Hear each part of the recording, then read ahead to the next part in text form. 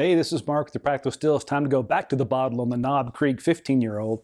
You know, it's marked as a limited edition. I mentioned when we opened the bottle that I think the 12-year was too, but they do put a release number on here. So I don't know if they plan multiple limited edition releases or that maybe there's just a chance this becomes an annual release. But I really like this one. And I do admit to liking Jim Beam bourbon in general. And I certainly understand that a lot of stores and clubs will have a Knob Creek pick in the 12 to 15-year-old range that cost a lot less. This is a $100 MSRP at 100 proof. Those store picks, those private picks, are typically at 120 proof and 55 or 60 bucks.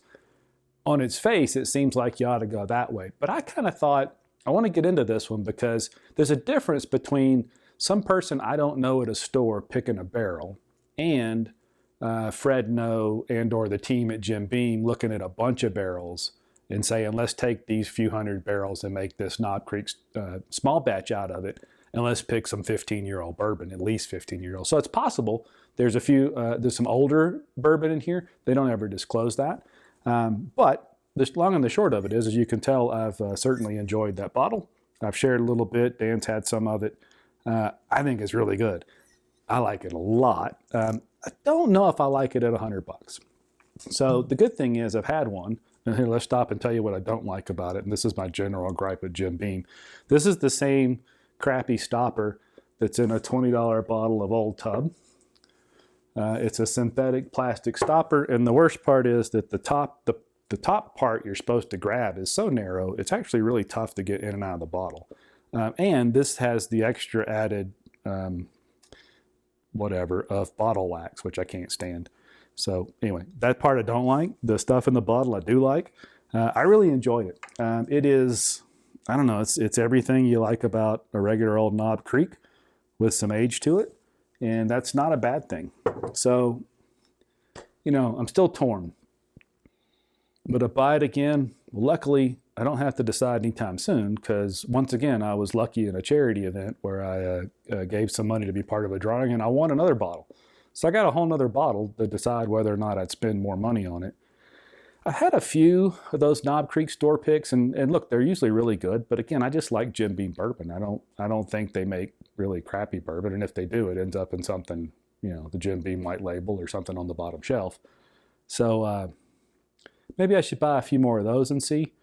It'd be hard to argue with a $60, 120 proof, 15 or 14 or 13-year-old barrel pick of somebody that I knew picked good barrels. But in the meantime, this has been fabulous. The legs are awesome. The color's beautiful. The flavors are amazing. You know, it's all the stuff we like about Jim Beam bourbon. This one had just extra stuff going on. I'm sure it's the age, but it's just as easy to drink as anything. And the finish lasts forever. Yeah, you give it a shot. I think come at it like I did, that, you know, we don't often have an opportunity for Jim Beam to release something that they think's worthy of an age statement. So it was hard to pass. Oh, it's delicious. Yeah. If you like Knob Creek, if you like Jim Beam bourbon, you're going to like this. But look at it like I did. That it doesn't happen that often. Hopefully it happens more and more. But, you know, a chance to buy, at least in the last decade or so that I've been, 12 years, whatever, I've been kind of paying attention to whiskey. There haven't been many chances to taste a standard offering from Beam at anything like 15 years. So it was worth the 100 to try it. I probably wouldn't do it again. Again, I don't have to decide anytime soon because I got another one that I didn't pay for. Well, actually, I did pay. I guess I paid whatever I gave, 50 bucks for the charity thing, but that's a different story. I don't have to decide anytime soon. We'll see what happens. I do want to try the 12. I've not tried the 12-year-old. I see it around town for about 60 bucks. So I certainly am going to try that and see where it lands. So if you're like me, you're a fan of Beam, particularly the Knob Creek small batch, this will be something you want to give a taste to. I poured a little heavy for a video, but once you guys are gone, I'm going to sit here and enjoy that because it is delicious. So I don't know what happened, but the video cut off right when I was about to say goodbye to everybody. So the rest of that fits. The last little bit was if you have had this whiskey before, this 15-year-old Jim Beam or Knob Creek, then leave me a comment. Let me know what you think down below.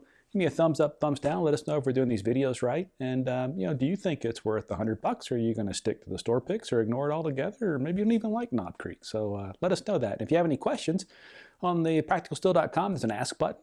Hit that button, ask us the questions. And if you get a chance, check out the podcast. It's on all the major platforms. So just go to whichever place you get your podcasts and search The Practical Still, and you'll find us. And we'd appreciate you giving a listen and a thumbs up or a thumbs down there too.